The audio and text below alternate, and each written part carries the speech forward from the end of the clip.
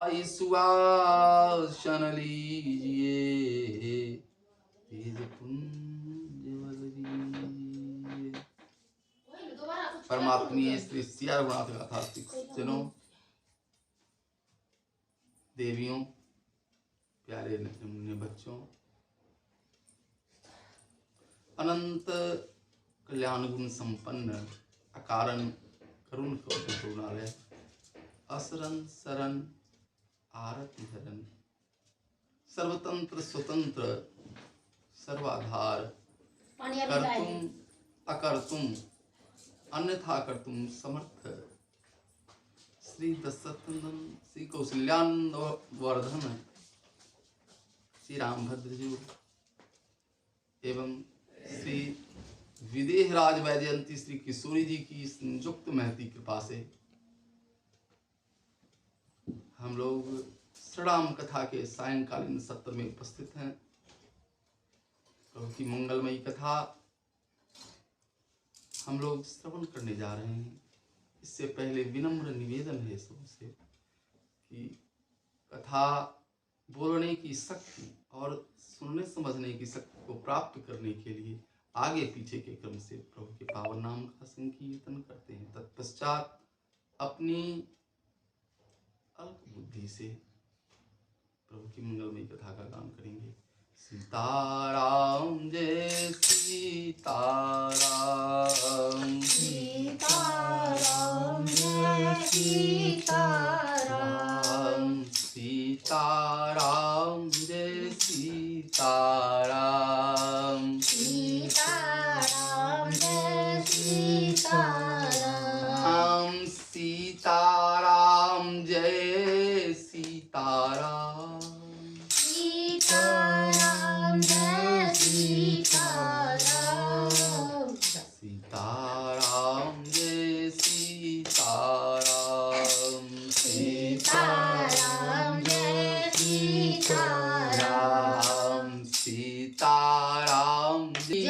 श्री हनुमान जी महाराज की, जय। श्री गुरुदेव भगवान की, जय। श्री अयोध्या मिथिला धाम की, जय। सब संतन की जय। जय जय सीताराम। हर हर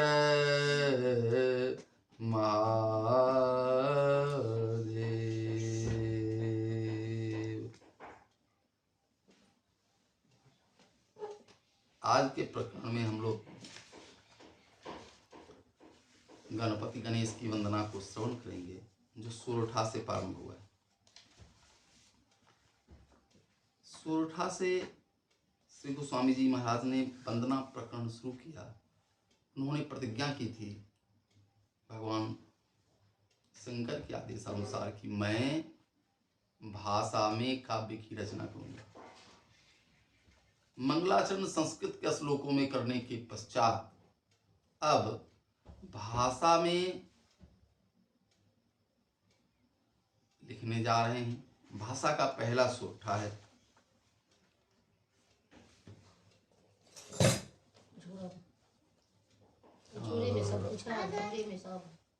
सीताराम जय सीता शुरू किया, जबकि श्री रामचरितमानस में चौपाइयों की संख्या सबसे अधिक है। उसके बाद दोहा है, उसके बाद छंद है, उसके बाद सोरठा है। सोरठा से रचना क्यों प्रारंभ की, यह प्रश्न महापुरुषों ने उठाया है, संतों ने, और फिर इसका जवाब ही बहुत सुंदर दिया है। एक महापुरुष निवेदन करते हैं कि सोरठा से भाषा काव्य को प्रारंभ करते हुए गोस्वामी जी ने इसलिए शुरू किया। सोरठा में जो प्रथम चरण होता है उसमें 11 मात्राएं होती हैं, तृतीय चरण में भी 11 मात्राएं होती हैं, और जो द्वितीय और चतुर्थ चरण होता है इसमें 13-13 मात्राएं होती हैं। तो बढ़ते क्रम में है, पहले 11 तब 13। गोस्वामी जी की ऐसी भावना थी कि हे गणेश जी, हम आपकी वंदना से इसे प्रारंभ कर रहे हैं तो ये क्रमशः ये वृद्धि को प्राप्त हो, इसका खूब प्रचार हो, और जो भी इस कथा को श्रवण करे और जो कथा को सुनावे सबका कल्याण हो, सबका मंगल हो, ऐसी भावना से सोरठा से प्रारंभ करते हैं। दोहा से क्यों नहीं प्रारंभ किया? दोहा में जो प्रथम चरण होता है इसमें 13 मात्राएं होती हैं, द्वितीय चरण में 11, तृतीय चरण में फिर 13 और द्वितीय चरण में 11 तो इस तरह मात्राएं होती हैं। तो गोस्वामी जी ने विचार किया कि ये घटता क्रम हो गया, घटते क्रम में हमें सर्वप्रथम भाषा से प्रारंभ नहीं करेंगे, हम सोरठा से प्रारंभ करेंगे। दूसरी भावना सोरठा प्रेरित करती है कि जागृत अवस्था में तो भगवान का भजन करना ही चाहिए, सोते सोते भी भगवान को रटना चाहिए, इसलिए भी सोरठा से प्रारंभ किया। फिर आगे छंद है, छंद से भी नहीं प्रारंभ करने का यही कारण रहा है। तो सब प्रथम प्रारंभ करते हैं, जो सुमिरत सिद्धि होई गणनायक करिवर वदन करऊं अनुग्रह सोई बुद्धिराशि शुभ गुण सदन। जो सुमिरत सिद्धि होई, जो अनन्य भाव के उपासक हैं और जो श्री राम जी को ही अपना जीवन सर्वस्व मानते हैं, उन महापुरुषों के द्वारा किया गया अर्थ कुछ अलग है। जैसे सुतकिन जी महाराज, जे जानहु ते जानहु स्वामी सगुन अगुन उरयंतर जामी। जो कौशलपति राजीव नैना करऊ सुराम हृदय मम नैना। अस अभिमान जाई जन भोरे मैं सेवक रघुपति पति मोरे। ये अनन्य भाव के उपासक हैं जिनके लिए ठाकुर जी सर्वस्व हैं, जीवन सार सर्वस्व हैं। तो उनका कहना है कि ये वंदना जो है वह श्री राम जी की वंदना है। जो सुमिरत सिद्धि होई, किनके स्मरण से सिद्धि होती है? राम नाम के स्मरण से सिद्धि होती है। राम नाम स्मरण करने वाले को सिद्धि की प्राप्ति हो जाती है। 8 प्रकार की सिद्धियां उसे हस्तगत हो जाती हैं राम नाम जप के प्रभाव से। पहली सिद्धि कौन है? पहली सिद्धि अनिमा है।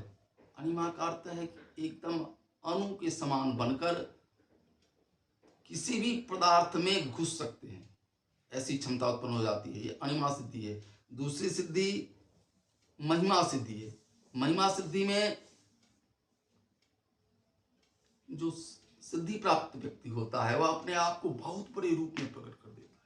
जैसे श्री हनुमान जी को सिद्धि थी, कनक भूधराकार शरीरा समर भयंकर अति बलवीरा। तो ये महिमा सिद्धि है।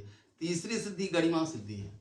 इसमें जिसे सिद्धि की प्राप्ति रहती है वो भारी हो जाता है, बहुत भारी हो जाता है। इसके बाद लघिमा सिद्धि। लघिमा सिद्धि में एकदम हल्का हो जाता है। ऐसा श्री हनुमान जी महाराज लंका में प्रवेश कर रहे हैं। मसक समान रूप कपिधरी लंकहि चले सुमिरी नर हरि। एकदम लघु रूप धारण करके लंका में प्रवेश कर रहे हैं। इसके बाद 5वीं सिद्धि प्राकाम्य सिद्धि है। इसमें मनुष्य अगर आकाश में उड़ना चाहता है तो आकाश में उड़ सकता है, पाताल में प्रवेश करना चाहे तो वह पाताल में प्रवेश कर सकता है। 6ठी सिद्धि ईशित्व सिद्धि है। यह सिद्धि जिसको प्राप्त हो जाती है वह सब पर शासन कर सकता है, शासन करने की क्षमता उसमें आ जाती है। इसके बाद वशित्व सिद्धि है। वशित्व सिद्धि जिसे प्राप्त हो जाती है वह दूसरों को अपने वश में कर लेता है। और एक सिद्धि और है जो प्राप्ति सिद्धि है। इस सिद्धि की प्राप्ति जब हो जाती है तो व्यक्ति इच्छित पदार्थ को प्राप्त कर लेता है। तो महापुरुष कहते हैं कि जिनके सुमिरन से सिद्धि की प्राप्ति होती है, श्री राम नाम के स्मरण से ये 8 सिद्धियां हस्तगत हो जाती हैं। गणनायक करिवर वदन करम अनुग्रह सोई बुद्धि राशि सुहुन सतन। ऐसे जो हमारे श्री राम भद्र हैं वे हमारे ऊपर कृपा करें, ऐसी उनसे प्रार्थना है। दूसरे कुछ महापुरुष हैं जो अस्मार्थ, जैसे वैष्णव और अस्मार्थ, जो अस्मार्थ में पंचदेव उपासना को मानते हैं, तो उसमें गणेश जी की वंदना, सरस्वती जी की वंदना, ये अन्य वंदनाएं होती हैं, देवी की वंदना, भगवान सूर्य की वंदना। ये पंचोपासना का जो प्रकार है, तो इसमें सर्वप्रथम गणेश जी की वंदना की जाती है। उनका कहना है कि ये श्री गणेश जी की वंदना है। जो सुमीरत सिद्धि होई, गणनायक करिवर वदन, करम अनुग्रह सोई, बुद्धि राशि शुभ गुण सदन। जिनके स्मरण से सिद्धि की प्राप्ति होती है। गणनायक करिवर वदन, गणनायक जो गणों के नायक हैं। भगवान शिव जी के बहुत से गण हैं, लेकिन ये जितने गण हैं भयभीत करने वाले हैं, भूत प्रेत हैं। तो भूत प्रेत हमारे इस कार्य में बाधा उपस्थित नहीं करे, इसलिए गणनायक की वंदना कर रहे हैं। गणनायक करिबर वदन। दूसरी खासियत है कि ये गणेश जी का जो मुख है वो हाथी का मुख है, करिबर वदन है श्री गणेश जी महाराज। करिबर वदन के संबंध में ब्रह्मवैवर्त पुराण में कथाएं आती हैं। अभी हम लोग सीरियल में भी देख रहे हैं, गणेश जी की वंदना चल रही। गणेश जी को कैसे हाथी का मुख मिला, इसके संबंध में चर्चाएं आती हैं। तो इसमें जो वर्णन किया गया है ये शिव पुराण के अनुसार है, लेकिन जो ब्रह्मवैवर्त पुराण में वर्णन आता है उसके अनुसार एतस्मिन् अंतरे तत्र द्रष्टुम शंकर नंदनम आजगाम महायोगी सूर्यपुत्र शनिश्चर।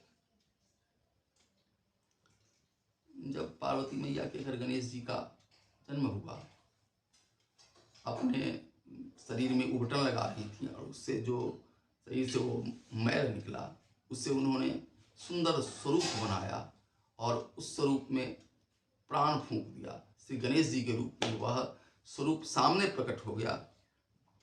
तो इनके जन्मोत्सव का उत्सव चल रहा था, यज्ञ का उत्सव चल रहा था। तो इसमें सारे देवता है, ब्रह्मादि देवता आए हुए हैं, सभी देवता उपस्थित हैं।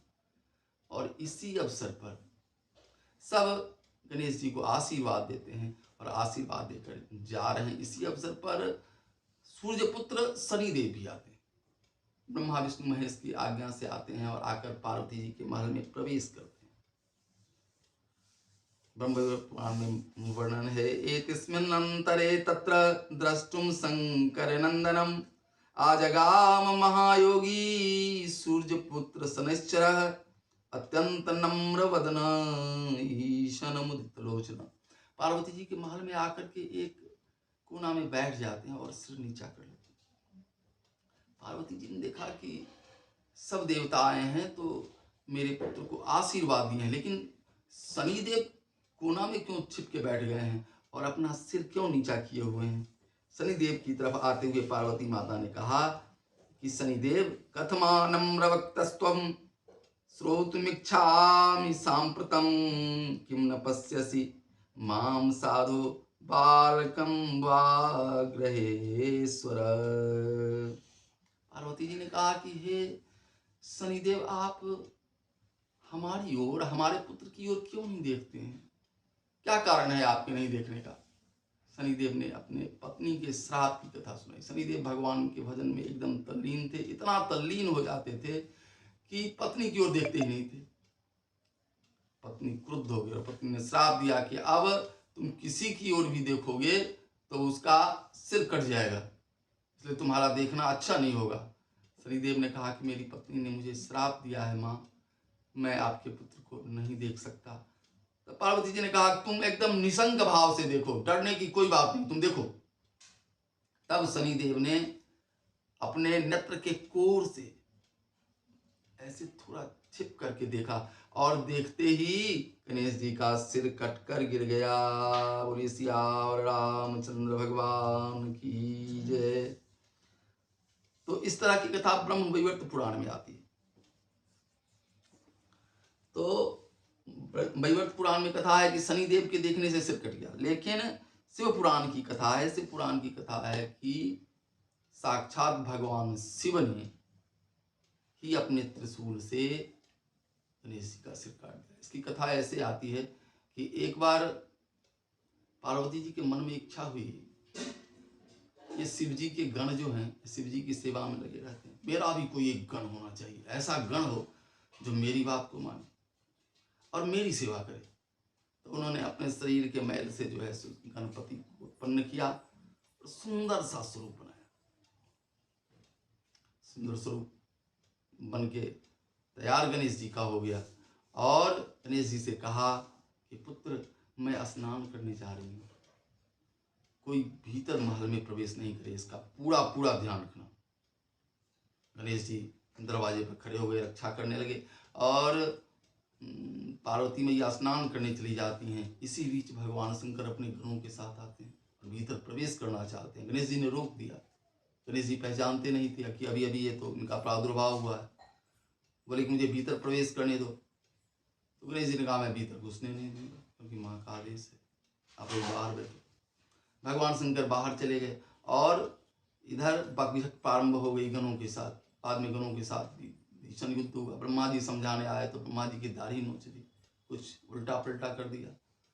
इसके बाद भगवान विष्णु आए, इंद्रादि देवताओं के साथ युद्ध हुआ। भगवान विष्णु आए और भगवान विष्णु युद्ध कर रहे थे। इसी समय भगवान शंकर ने अपने त्रिशूल का वार किया और त्रिशूल से उनका सिरोच्छेद कर दिया।